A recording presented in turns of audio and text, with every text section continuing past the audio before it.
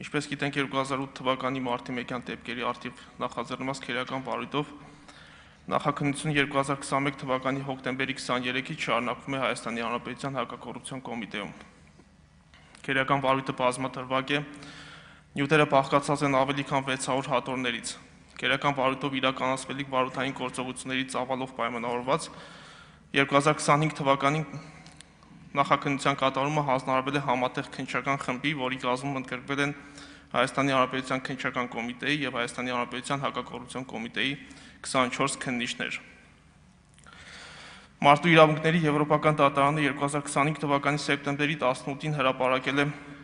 Ֆարմանյանի եւ այլոք ընդդեմ Հայաստանի գործով վճիռը։ Ի թիվս հայտնի վճռով արձանագրվել է, որ 2008 թվականին Երևանում զանգվածային բողոքի ցույցերի ընթացքում տեղի ունեցած մահերը հանդիսացել են ոստիկանության անհամաչափ ուժի կիրառման հետևանք։ Դատարանը նաև նշել է, որ հրազենից արձակված կրակոցներից զոհված 4 անձանց մահերը եղել են վատ ծրագրավորված եւ վատ իրականացված գործողության արդյունք, որի ընթացքում կիրառվել են ամբողջի վերահսկման համար ոչ պատշաճ միջոցներ եւ մահաբեր ուժի անհամաչափ օգտագործում։ Ուժի կիրառումը որոշակի հանգամանքներում կարող էր արտարացված լինել կոնվենցիայի համաձայն, այդ թվում անկարգությունների կամ ապստամբության ճնշման նպատակով, սակայն 1405 միավոր 5.45 մմ լուսային գնդակների արձակումը ցուցարարներին վախեցնելու եւ ցրելու համար, ինչպես նշված է եղել կառավարության ներկայացված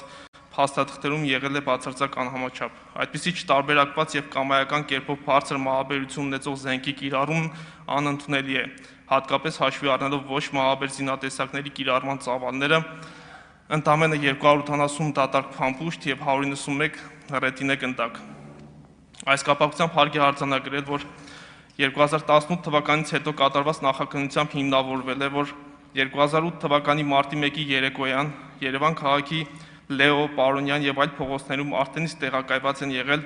Հայաստանի Հանրապետության զինված ուժերի ստորաբաժանումներ, ովքեր հրազեն են կիրառել, հիմնականում կրակելով օդ, իսկ առանձին դեպքերում նաև շենքերի վերին հարկերի ու տանիքների ուղղությամբ։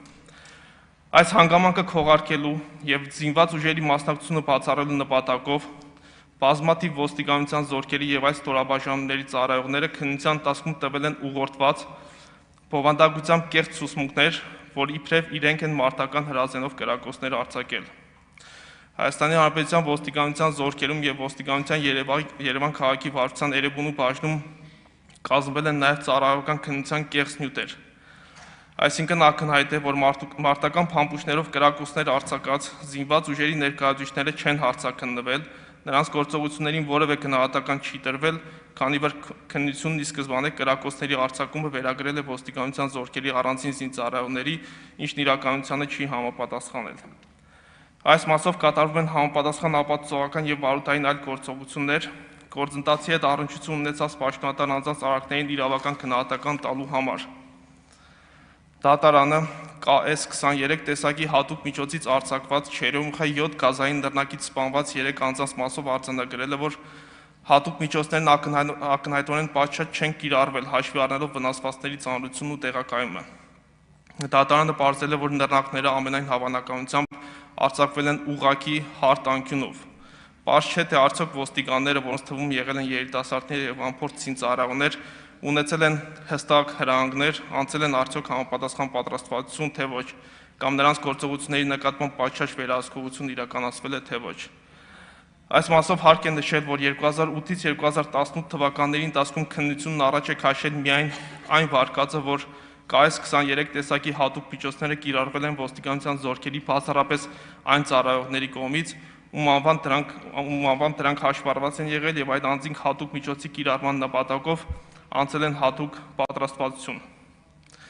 Ավելին 2009 թվականի օգոստոսի 28-ին Քերական օրենսգրքի 373-րդ հոդվածի համապատասխան մասերով զենքի հետ վարվելու կանոնները խախտելու համար մեղադրանքներ են առաջադրվել ոստիկանության ներքին գործերի ծառայողներ հիշյալ դեպքերի ժամանակ KS-23 տեսակի հատուկ միջոց կիրառած Լևոն Հակոբյանին, Ավետիք Ատաբեկյանին, Մկրտիչ Ղարիբյանին եւ Վարդան Սահակյանին։ Մինչդեռ 2018 թվականից հետո կատարված քննությամբ հիմնավորվել է, որ 2008 թվականի մարտի 1-յան դեպքերի ժամանակ Երևան քաղաքի Կենտրոնական փողոցներում կրակոցներ են արձակվել ոչ միայն ոստիկանության զորքերի հաշվեկշռում գտնվող հիշյալ 4 անձանց անվամբ հաշվառված KS-23 կարաբիններից և 2 միավոր չպարզված զենքերից։ Ընդ որում հիմնավորվել է, որ 2008 թվականի մարտի 1-ին KS-23 տեսակի կարաբինը ամրացված է եղել նաև ոստիկանության զորքերի հատուկ նշանակության ջոկատի հատուկ միջոցների կիրառման խմբի անդամ Լևոն Հակոբյանին և նա 2008 թվականի մարտի 1-ին ներգրաված է եղել Երևան քաղաքի Գրիգոր Լուսավորիչ Պարոնյան և Լեո փողոցներում տեղի ունեցած միջոցառումներին, սակայն այդ ընթացքում կարաբինը չի գտնվել Լևոն Հակոբյանի մոտ և նա Չերեմուխա 7 տեսակի գազային նռնակ պարունակող փամփուշտներով կրակոցներ չի արձակել։ Հավաքված ապացույցներով հիմնավորվել է, որ Լևոն Հակոբյանին ամրացված հատուկ միջոցը կիրառել է ոստիկանության զորքերի մեկ այլ ծառայող։ Վերագրյալով պայմանավորված 2023 թվականի սեպտեմբերի 30-ին որոշում է կայացվել Լևոն Հակոբյանի նկատմամբ հարուցված հանրային քերական հետապնդումը դադարեցնելու մասին Քերական դատավարության օրենսգրքի 17-րդ հոդվածի առաջին մասի առաջին կետի հիմքով, այն է, անձը չի կատարել իրեն մեղսագրվող արարքը։ Նկատի ունենալով, որ հիշյալ անձանց մեղսագրված ենթադրյալ հանցանքների կատարման պահից 2008 թվականի մարտի 1-ից անցած է եղել շուրջ 15 տարի, նրանք չեն առարկել և խնդրել են, որ իրենց նկատմամբ հարուցված հանրային քերական հետապնդումը դադարեցվի վաղեմության ժամկետներն անցնելու հիմքով։ Ուստի հսկող դատախազի կողմից 2023 թվականի սեպտեմբերի 30-ին որոշումներ են կայացվել հիշյալ անձանց մասով քերական հետապնդումը դադարեցնել քերական պատասխանատվության ենթարկելու վաղեմության ժամկետն անցած լինելու հիմքով։ Միևնույն ժամանակ հարկ է նշել նաև, որ Հայաստանի Հանրապետության տարածքում գործող փորձագիտական հիմնարկների հնարավորությունների օգտագործմամբ, ինչպես նաև Հայաստանի Հանրապետության սահմաններից դուրս կատարված փորձաքննություններով պարզվել է, որ Գոր Քլոյանի, Տիգրան Խաչատրյանի և Արմեն Ֆարմանյանի մարմիններից հանված Չերեմուխա 7 գազային նռնակի բեկորների վրա առկա կրակման հետքերը պիտանի չեն կոնկրետ զենքի նույնականացման համար։ Այդ պատճառով չի պարզվել, թե կոնկրետ որ զենքից արձակված կրակոցի հետևանքով են վիրավորվել և մահացել նշված անձինք, սակայն փորձաքննությունների եզրակացություններով արձանագրվել է, որ մահացած և վնասվածքներ ստացած քաղաքացիների մարմիններից հանված Չերեմուխա 7 գազային նռնակները հնարավոր չէ նույնականացնել դրանք արձակած զենքերի հետ։ Չերեմուխա 7 տեսակի փամփուշտի գազային նռնակի հնարավոր նույնականացում կատարելու հնարավորություն ընձեռող սարքավորումներ ձեռք բերված լինելու, արտասահմանյան երկրներում այդպիսի փորձաքննություններ կատարելու հնարավորություն ունենալու մասին տվյալներ ստանալու նպատակով քննության ընթացքում պարբերաբար տեղեկատվության պահանջներ են ուղարկվել ինչպես Հայաստանի Հանրապետության գործող փորձագիտական հիմնարկներին, այնպես էլ արտասահմանյան երկրներում գործող փորձագիտական կենտրոններին, սակայն դրանց ի պատասխան հայտնվել է, որ նոր տվյալներ ձեռք չեն բերվել, որպեսզի հանգամանքով պայմանավորված դեռևս հնարավոր չի եղել նույնականացնել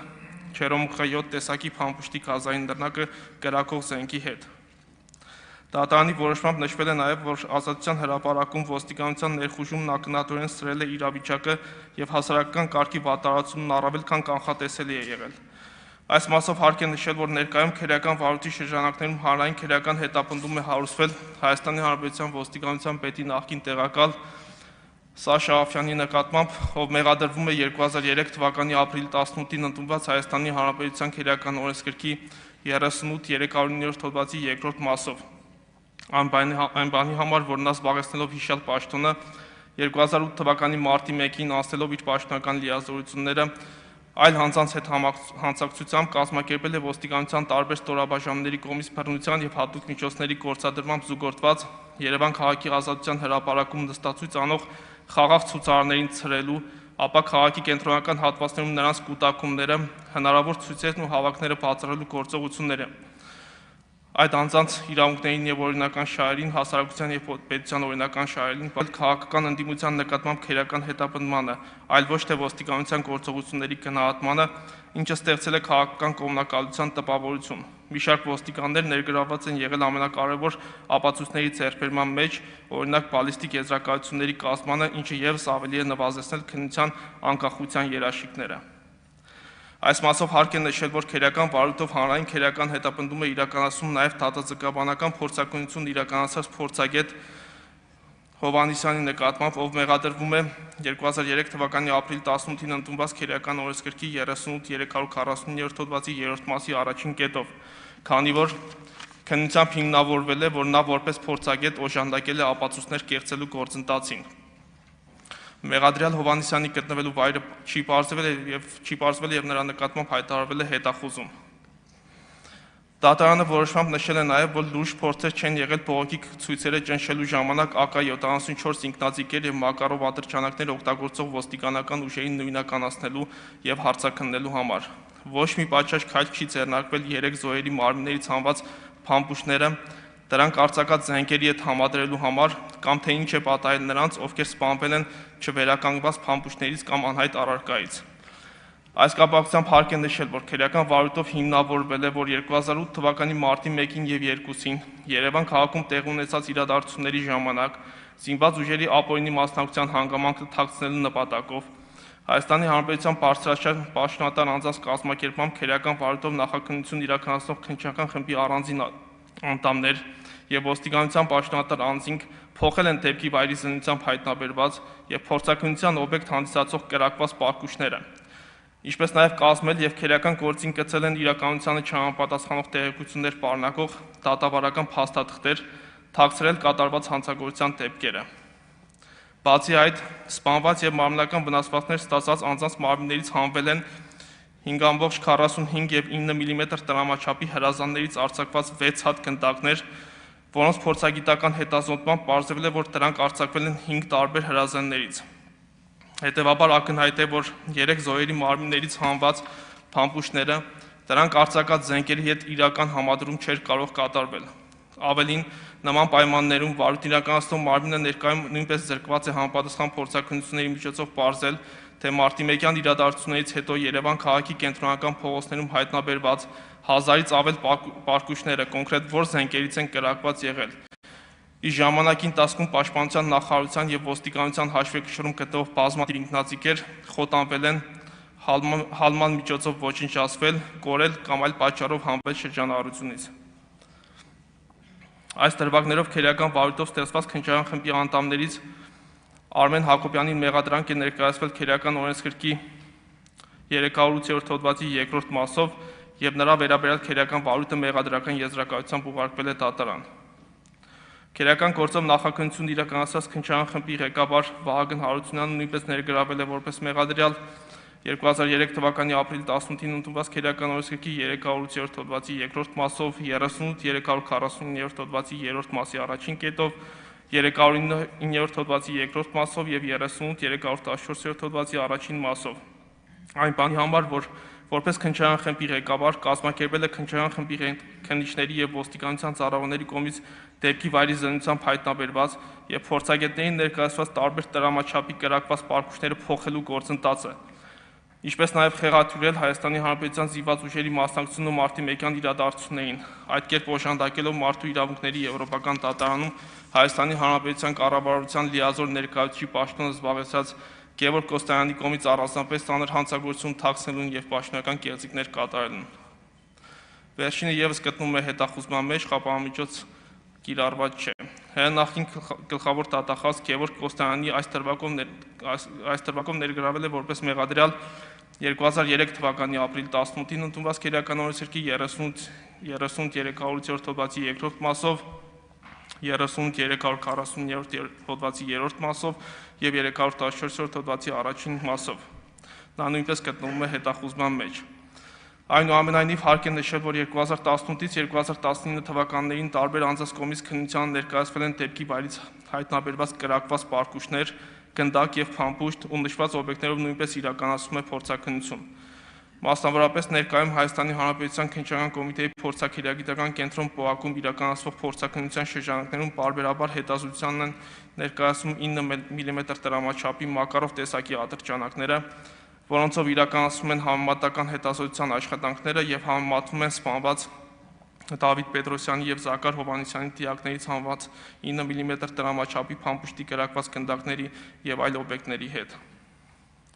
Քրեական վարույթի շրջանակներում ընդհանուր առմամբ հետազոտվել են զինված ուժերում հաշվառված շուրջ 100 հատ ինքնաձիգեր, Հայաստանի Հանրապետության ոստիկանության զորքերում եւ զինված ուժերում հաշվառված 1500-ից ավել 9 մմ տրամաչափի Մակարով տեսակի ատրճանակ։ Քրեական վարույթով նախաքննությունը շարունակվում է եւ ներկայում ներկայում հաշվի առնելով նաև մարտի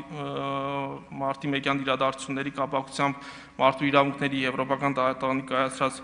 վեճիրը այս ուղղությամբ եւս վարույթ իրականացնող մարմնի կողմից իրականացում են լայնածավալ եւ բազմատեսակ քննչական ու ապացուցական գործողություններ։ Շնորհակալություն։ Շնորհակալություն, պարոն Նահապետյան։ Հարցերի համար կան հարցեր։ Շատ լավ։ Համեցեք, հերթով փոխանցեմ։ Շնորհակալություն, Էդգար Խաչատրյան, Խաղաղության երկխոսություն հասարակական կազմակերպություն։ Մի խումբ հարցեր, բայց շատ կարճ կշարադրեմ։ Հասկանում եմ եվրոպական դատարանի վճիռը շատ կարևոր վճիռ է, բայց իրականում բոլորս էլ հասկանում ենք, որ ըստ էության տուժողները սպառելով բոլոր ներպետական ատյանները գնացել են եվրոպական դատարան եւ եվրոպական դատարանը իրականում ներպետական ատյան չի, դատական ատյան չի։ Այս տրամաբանությունով ինձ համար շատ ավելի կարևոր է, թե ներպետական, ուրեմն ինչ գործընթացներ են տեղի ունենում։ Հիմա հարցս, եթե ձևակերպեմ, այս պահին վարույթ կա մարտի 1-ի հետ կապված, իրական բանի ընթացքում գտնվող վարույթ կա մարտի 1-ի հետ կապված Հայաստանի Հանրապետությունում, եթե չկա, ինչ